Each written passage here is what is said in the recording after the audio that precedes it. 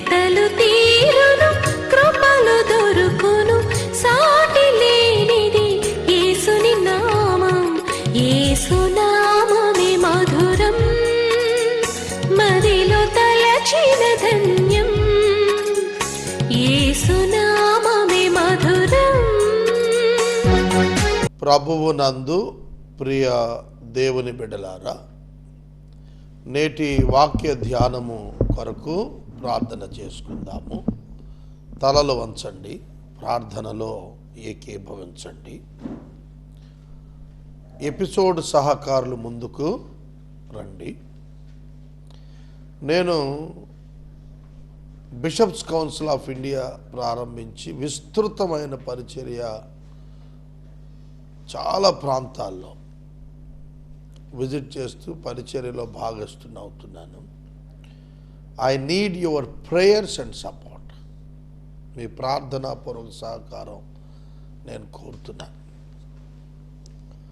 దేవుడు విశేషమైన విస్తృత పరిచర్య, బాధ్యతతో కూడిన పరిచర్య, సంఘాలను బలపరిచి సంరక్షించే పరిచర్య దేశవ్యాప్తంగా భుజస్కంధాలపై ఉంచారు.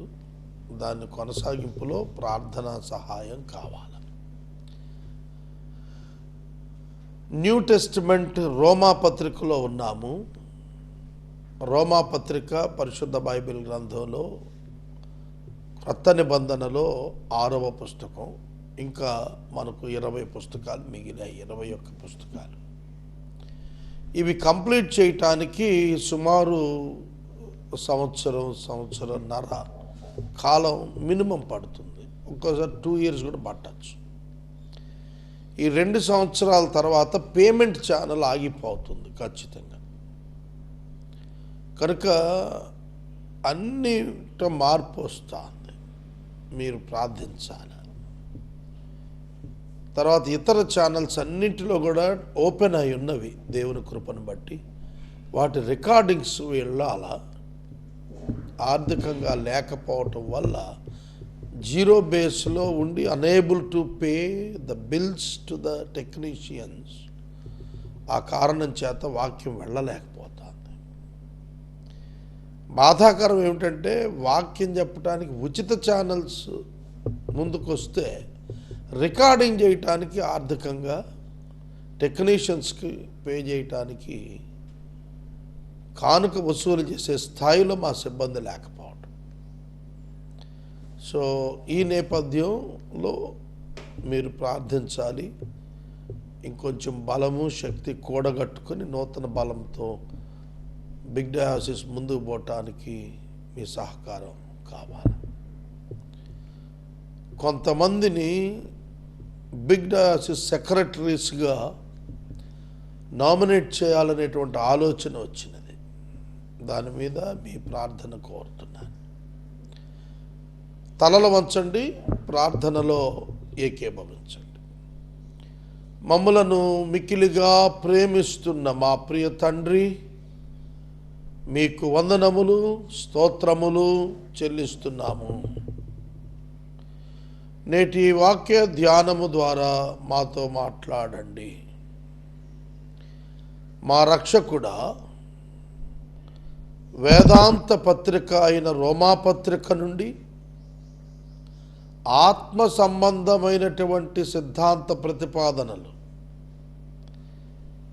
పరలోక సంబంధమైన జ్ఞానపు విశేషాలు మేము ధ్యానిస్తుండగా గ్రహించుటకు నమ్మిక దయచేయండి. నా పరిచర్యను ప్రోత్సహించు బర్నబా వంటి సోదరులను లేవనెత్తండి. యేసు నామమున ప్రార్థిస్తున్నాను తండ్రి, ఆమెన్. ప్రియమైన దేవుని బిడ్డలారా, రోమా పత్రిక 6వ అధ్యాయము 3వ వచనము నుండి నిన్న మనం ధ్యానించాము. ఇంకా కొంచెం వివరం చెప్పాల్సింది ఉంది. 4వ వచనం లోపట చదువుతాను. క్రీస్తు యేసులోనికి బాప్తిస్మము పొందిన మనమందరము ఆయన మరణములోనికి బాప్తిస్మము పొందితమని మీరు ఎరుగరా? ప్రశ్న. క్రీస్తు యేసు లోనికి బాప్తిస్మం, మరణము లోనికి బాప్తిస్మం. అక్షరంగా తీసుకుంటే పజిల్ అర్థం కాదు. క్రీస్తు యేసు మరణము లోనికి ఏమిటండి? మనం ఇప్పుడున్నాం 21వ శతాబ్దం. ప్రభువు 2000 సంవత్సరాల క్రితం ఉన్నారు. ఆయన మరణం లోనికి మనం హౌ ఇట్ ఈస్ పాసిబుల్? ఇక్కడనే ఆధ్యాత్మిక ప్రతిపాదన ఉన్నది. ఏమంటే మానవులందరి కొరకు యేసుక్రీస్తు ప్రభువు సిలువలో పాపము నిమిత్తము ప్రాయశ్చిత్తము చేయుట కొరకు ఆయన నిలిచినప్పుడు ఆదాము నందు ఉన్న మానవ జాతి అంతటి కొరకు, అంటే ఇప్పటి వరకు ఉనికిలోకి వచ్చిన మనమును, మన తర్వాత ఉనికిలోకి రాబోతున్నటువంటి క్రీస్తు రాకడ ముందస్తు కాలం వరకు రాబోతున్న వారందరికీ ఆదాము యొక్క ఒక్క పాపాన్ని బట్టి పాపులమైనందున ఆ పాపాన్ని బట్టి పాపులైనటువంటి మనందరికీ రాబోతున్న తరాల వారికి కూడా విమోచన ఇవ్వటం కొరకు యేసుక్రీస్తు ప్రభు పాపము యొక్క సమస్తమైనటువంటి శిక్షను తన శరీరమునందు సిలువలో వహించాడు. అక్కడ మన పాపానికి శిక్ష పడింది. ఒక్క మన పాపమే కాదు, ఏ పాపమైతే ఆదాము నుండి వచ్చుచున్నటువంటి మానవ జాతి యొక్క అంతిమ కాలం వరకు ఉన్నదో అక్కడ వరకు ఉన్న పాపానికి యేసుక్రీస్తు ప్రభు శరీరంలో దేవుడు శిక్ష విధించాడు. అందుకనే పాపమునకు శిక్ష కంప్లీట్ అయినప్పుడు ఇక అది ఎంచబడదు, ఆరోపించబడదు. ఒక వ్యక్తి ఒక మర్డర్ చేశాడు. ఆ వ్యక్తికి 14 సంవత్సరాలు కఠిన కారాగార శిక్ష విధించారు. ఆ వ్యక్తి యొక్క 14 సంవత్సరాల కారాగార కఠిన వాసము పూర్తి చేసిన తరువాత, వింటున్నారా, తరువాత ఆ వ్యక్తిపై హంతకుని యొక్క ఆరోపణ ఉండదు. It is justice, justified. అతడిని హంతకుడు అనరాదు, ఎందుకంటే అతడు శిక్ష అనుభవించినాడు. అతడు శిక్ష అనుభవించినాడు కనుక అతనికి శిక్ష ఇక లేదు చట్టంలో ఆ యొక్క పర్టికులర్ నేరం మీద. కాబట్టి గుర్తుపెట్టుకోండి, యేసుక్రీస్తు ప్రభువు నందు ఎవరి పాపానికి క్షమాపణ వచ్చింది, ఎప్పటి వరకు ఉన్న పాపానికి క్షమాపణ వచ్చింది అనే ప్రశ్నకు జవాబు ఏమిటంటే, ఆదాము యొక్క ఒక్క పాపాన్ని బట్టి, అంటే ఆదాము చేసిన పాపాన్ని బట్టి ప్రాచీన పాపపు స్వభావం ఆదాము నందు ఆ దినమున ఉన్నటువంటి మానవ జాతి. కనుక మానవ జాతి ఆదాము నుండే వస్తుంది, ఇంకొక సోర్స్ లేదు. కనుక మానవ జాతి అంతా చేసిన, చేయబోతున్న, చేయనై ఉన్న సమస్త పాపం తీర్పు దిన వరకు అన్నింటి యొక్క క్షమాపణార్థం యేసుక్రీస్తు ప్రభు సంపూర్ణ వెల చెల్లించాడు. కనుక పాపము ఆరోపించబడదు, ధర్మశాస్త్రము కొట్టివేశాడు. కనుక పాపం ఆరోపించబడదు, పాపమునకు శిక్ష ఇక క్రీస్తు యేసునందున్న వారికి లేదు అనేది డిక్లరేషన్ వచ్చింది. అదే చెబుతున్నాడు పౌలు, మీరు క్రీస్తు యేసులోనికి బాప్తిస్మం పొందారంటే you have involved, you are involved in the death of Jesus Christ and you were died in Christ. క్రీస్తుతో కూడా మీరు మృతి పొందితిరి. అర్థమవుతుందా? క్రీస్తుతో కూడా మృతి పొందాము, క్రీస్తుతో కూడా మృతులలో నుండి లేపబడ్డాము. What does it mean? అదే బాప్తిస్మం అన్నాడు. బాప్టిజో అనే పదానికి అర్థం ముంచుట, ముంచినది లేచుట, ముంచుట లేపబడుట, మరణము పునరుద్ధానము అనే అర్థానికి బాప్టిజం అనే పదం వాడాం. కనుక తండ్రి మహిమ వలన క్రీస్తు మహిమ మృతులలో నుండి ఎలాగు లేపబడినో ఎలాగూ లేపబడినో ఒక్క మాట అండర్లైన్ చేసుకోండి, తండ్రి మహిమ వలన. We were buried therefore with him by baptism into death, in order that just as Christ was raised from the dead by the glory of the Lord Father, we too might walk in newness of life. యేసుక్రీస్తు ప్రభు తండ్రి మహిమ వలన లేపబడ్డాడు, గుర్తుపెట్టుకోండి. అలాగే likewise, అలాగే just as, అటువలనే మనం కూడా బిలీవర్సం కూడా new life, నూతన జీవం పొందటం కోసం, పొంది నడుచుకోవటం కోసం మనం కూడా క్రీస్తు యొక్క మరణ పునరుద్ధానాల్లో పాలిభాగస్థులము విశ్వాసము ద్వారా అయ్యితిమని ఎంచుకుంటున్నాము. మనం ఎంచుకోవాలి అయ్యామని. That was the foundation. The foundation of the gospel is faith.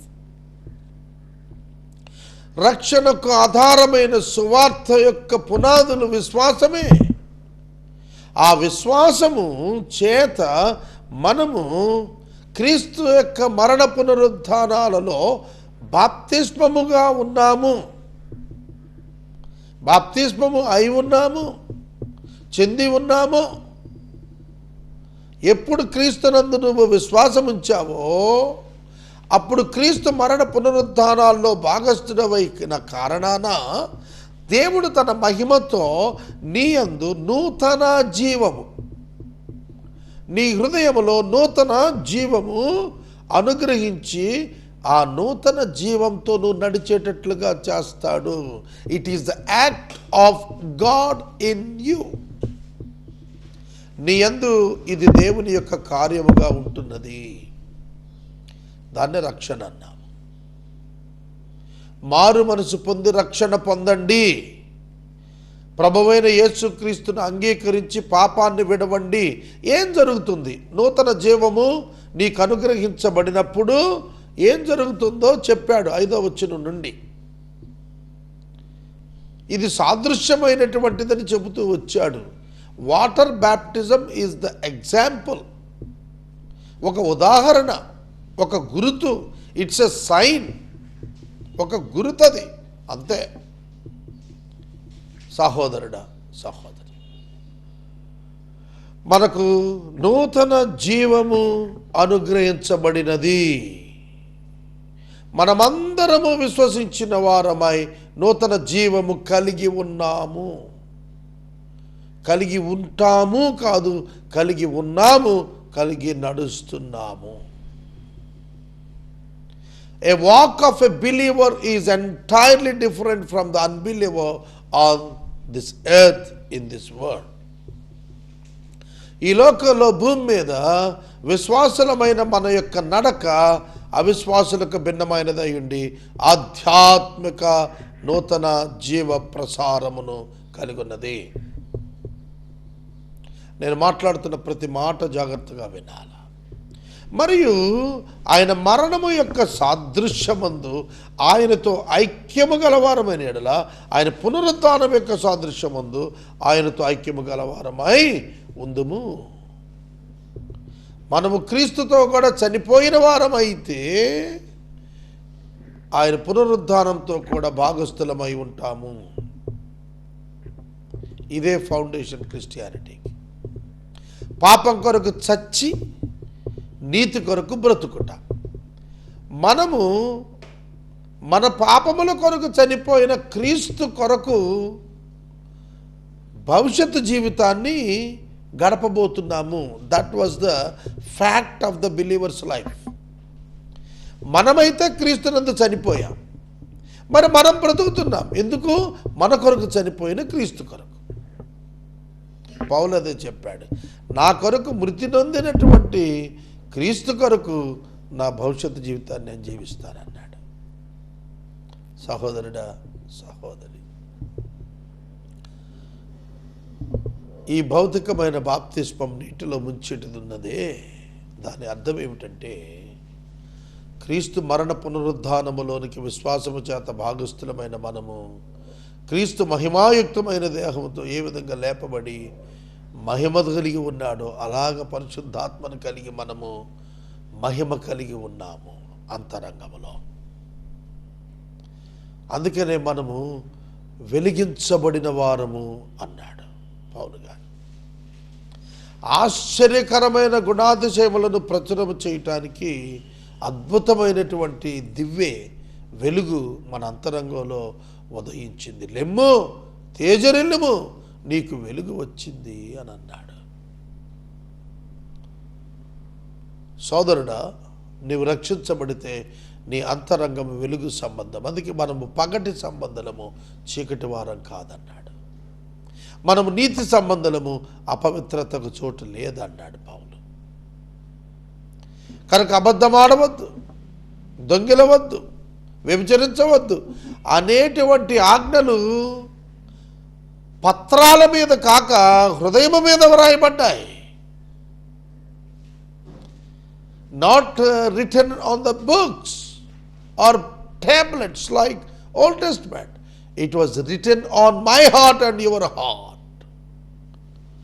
మన గుండెలో, మన హృదయంలో అవి రాయబడ్డాయి. అవి స్థిరమైనటువంటివిగా మన యందు నిర్ణయం చేయబడ్డాయి. యాటిట్యూడల్ చేంజ్ నీలో ఉదయించి తీరుతుంది నీవు రక్షించబడితే. నువ్వు రక్షణ పొందకుండా ఉట్టి అంగీ ముసిగేసుకుంటే నీలో పాపమే రాజ్యం వెళ్తుంది. తర్వాత వచ్చిన విచిత్రం, అద్భుతం. ఏలయనగా మనమికను పాపమునకు దాసులము కాకుండాటకు. Interlinked words, జాగ్రత్తగానండి. మనం ఇంకను పాపమునకు దాసులము కాకుండాటకు, పాప శరీరము నిరర్ధకమగుటకు మన ప్రాచీన స్వభావం ఆయనతో కూడా సిలువ వేయబడి ఎరుగుదము. ఏమిటి క్రీస్తు యేసునందు సిలువ వేయబడి మృతి అనుభవం ఏమిటి? ప్రాచీన స్వభావం. ప్రాచీన స్వభావం OSN, old sinful nature. Old testament బైబిల్లో పాపము అని చెప్పబడిన పదములన్నీ OSN, ఓల్డ్ సిన్ఫుల్ నేచర్, స్వభావం.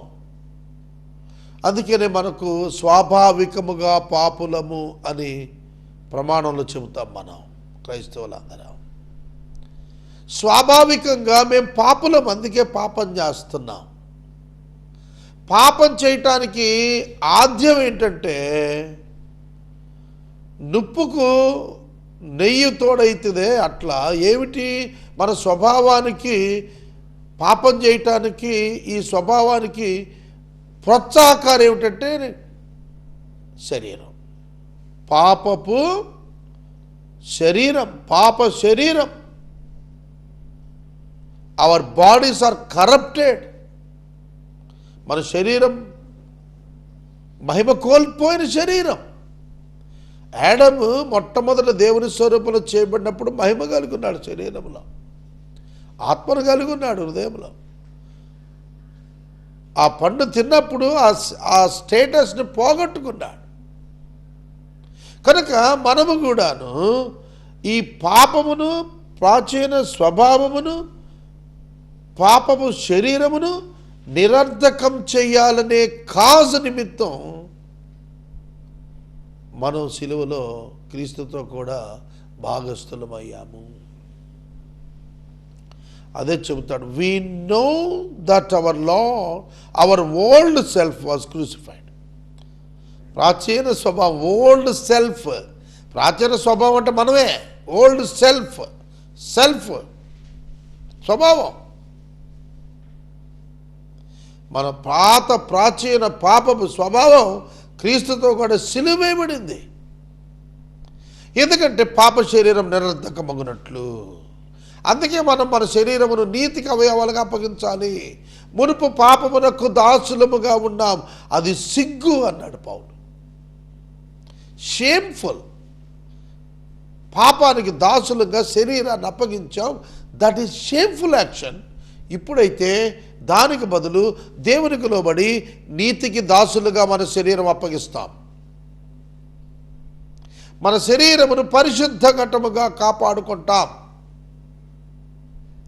నో డిఫైల్మెంట్, ఎక్కడ కల్మషం లేకుండా చూసుకుంటాం. ముడతైన మచ్చ అయినా అన్నప్పుడు, డాగు అయిన అన్నప్పుడు మన క్యారెక్టర్ మీద ఎక్కడ మచ్చ లేకుండా చూసుకుంటాం. మన క్యారెక్టర్ మీద మచ్చ లేకుండా చూసుకుంటాం. That is new nature, effect of the new nature. Old self ఏమిటంటే, ఓల్డ్ సిన్ఫుల్ నేచర్ ఏంటంటే ఎంతసేపు పాపము పాపము పాపము పాపము, స్వార్థము, లాభము, దురాశ, ఇవి. కానీ నూతన స్వభావం ఏమిటంటే స్వేచ్ఛ, నిగ్రహం, గివింగ్. ఎర్నింగ్ కాదు, గివింగ్. అందరిని దోచుకోవటం కాదు, అందరికీ ఇవ్వగలగటం. This is entirely different mode.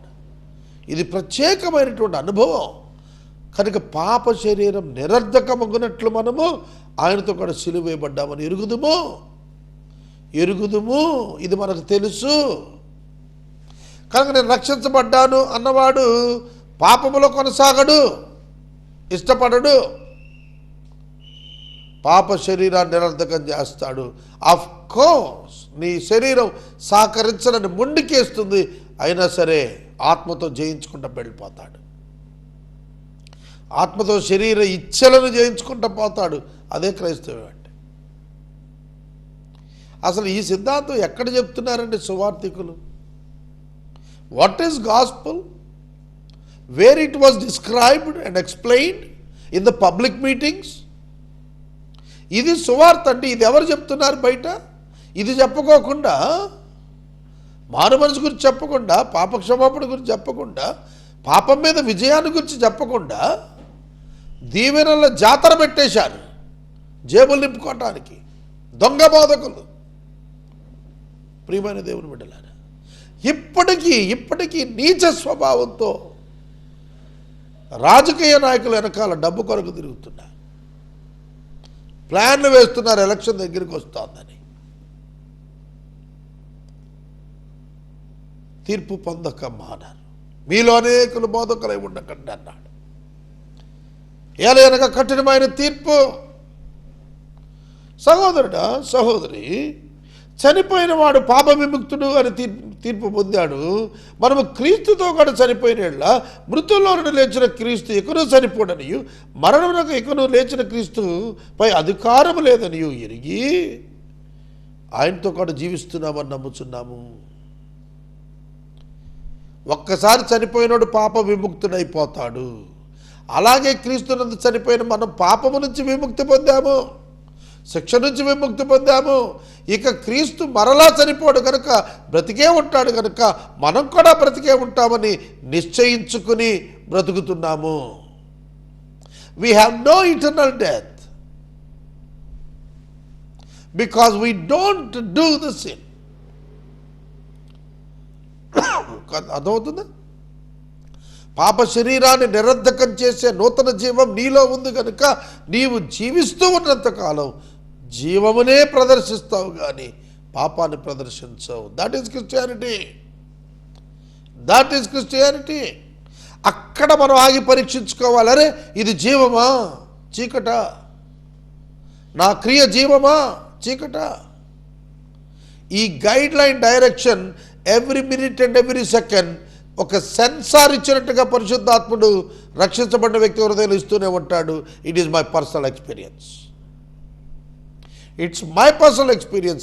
Every second of my thought, every second of my action, every decision, the Holy Spirit, God is allowing in me to recheck every time about my attitude. Whenever I am going to start anything on my own, the Lord will immediately watch me. దేవుడు నన్ను హెచ్చరిక చేస్తాడు.